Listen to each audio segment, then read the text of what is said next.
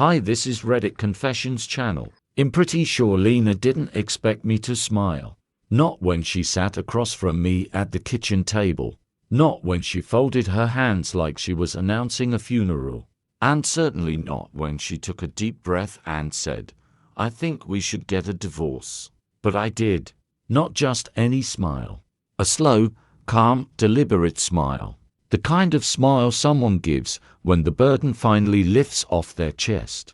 The kind of smile you give when someone unknowingly sets you free. Lena blinked, surprised. That wasn't in her script. She had probably rehearsed this moment in front of a mirror, practiced the tone, picked out the words that would make her sound hurt, but noble. She expected heartbreak, confusion, maybe some begging. She didn't plan for relief. "Okay," I said simply, leaning back in my chair. Her eyebrows drew together. "That's it."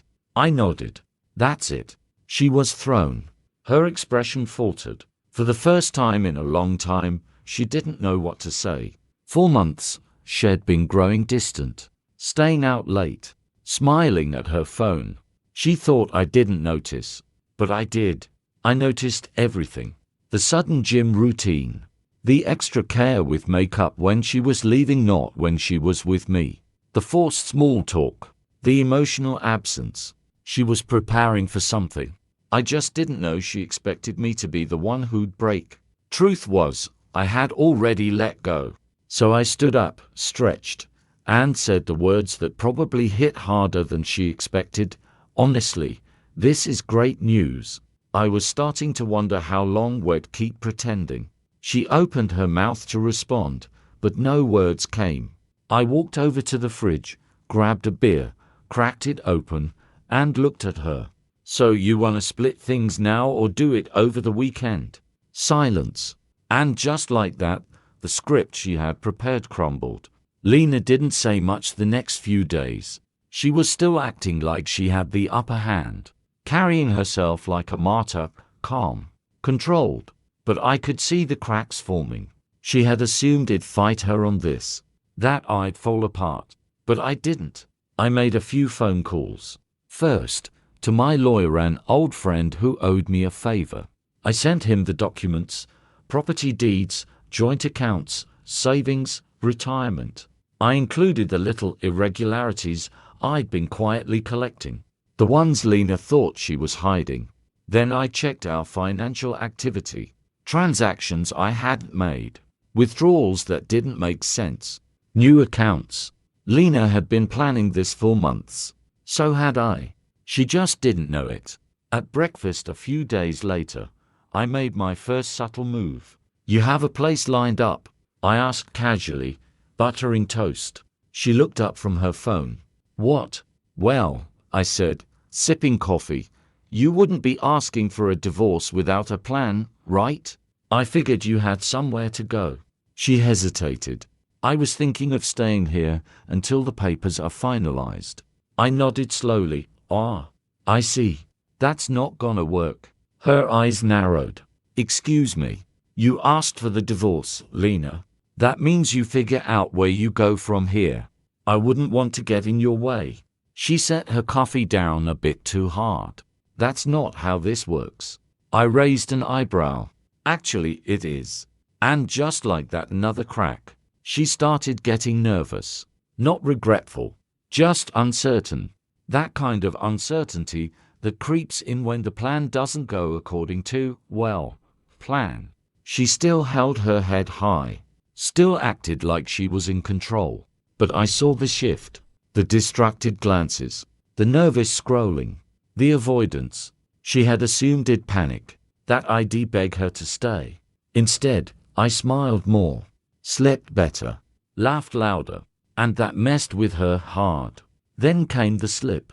I came home early. She didn't expect me. She was on the phone, on the couch, laughing. The moment I walked in, she froze. "Hey," I said, dropping my keys. "Hey, you're home early, yeah. Thought it'd start packing." I nodded toward her phone. "Good call."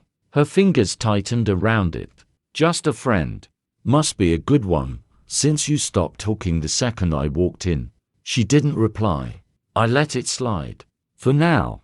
That night, after she went to sleep, I made my move. She had changed her phone password, but not her laptop. Emails, messages, photos. His name was Artyom, the same co-worker she mentioned 3 months ago, the one she barely worked with. They'd been seeing each other for a year. But here is the twist: he was broke, and not just broke. He was leeching off her. Messages asking for a little help with rent. Links to investment apps. He'll pay you back next week.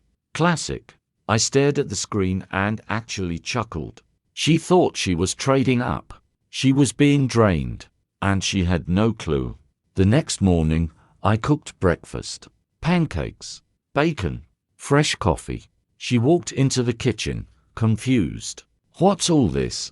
Just figured it'd do something nice. Igno. Before we officially separate.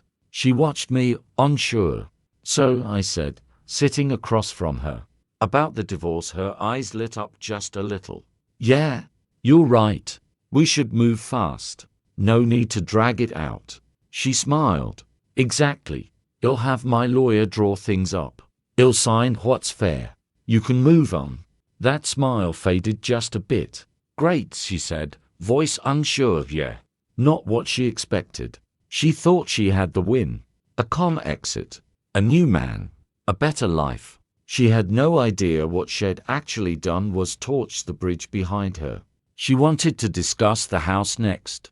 I think I should stay here just temporarily. Of course, I nodded. Just one thing. She tilted her head. The house isn't in our name. She blinked. What? I refinanced last year. Transferred the deed to me only. Remember that paperwork you said you didn't want to look at? She went pale. You're joking. I smiled. Nope. Legally, this place is mine. So yeah. You're just visiting.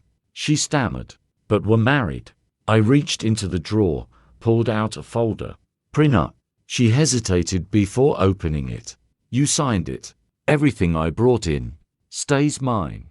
And the house was mine before the marriage. She stared. You get none of it. She sat in silence. I stood up. You wanted freedom. Here it is. The next few days. Entertaining. She tried fighting. Guilt-tripping. Acting like I was being cruel. But I kept smiling. Cooking for myself. Changing the layout of the house. Reclaiming the space. I boxed up her things.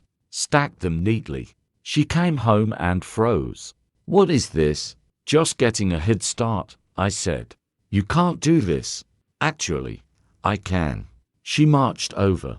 I still live here. Technically, no. Legally, still no. She opened her mouth then closed it. The final move came when I changed the locks. She came home. Tried the key. Didn't work. Banged on the door. Andre. Opened the damn door. I took my time. Let her stew. Then opened it just a crack. What's up? You changed the locks. Yup. You can't do that. I did. I don't have anywhere to go. Not my problem. Her voice cracked. Can we talk? No. I closed the door. She kept trying. Calls. Notes. Messages. Then one day, I saw her. She was outside a calf. Alone. Disheveled. Talking to Artyom. He was angry. She was desperate. He walked away. She looked around like a lost child. Then saw me. Walked up. I rolled down the window. Something wrong. Andre, I was wrong. I held up my hand. Don't. You're about to say you're sorry. That you didn't think. That you want a second chance. She opened her mouth. I don't care. She froze. I gave you everything. And you gambled it. You lost. That's not my fault. Tears welled in her eyes. I put the car in drive. Goodbye, Lena. And drove away. A week passed. Then another. She tried calling again. One night, I picked up. Her voice was barely a whisper. I just wanted to say I'm sorry. I let the silence settle. For everything, she continued. I took you for granted. I lost everything. I know. I don't expect anything. I just wanted you to know, okay. She waited. Then, goodbye. I ended the call. and felt lighter than I had in years. That was the real ending. Not a fight. Not a betrayal. Just peace. And for the first time in a long time, I was finally free.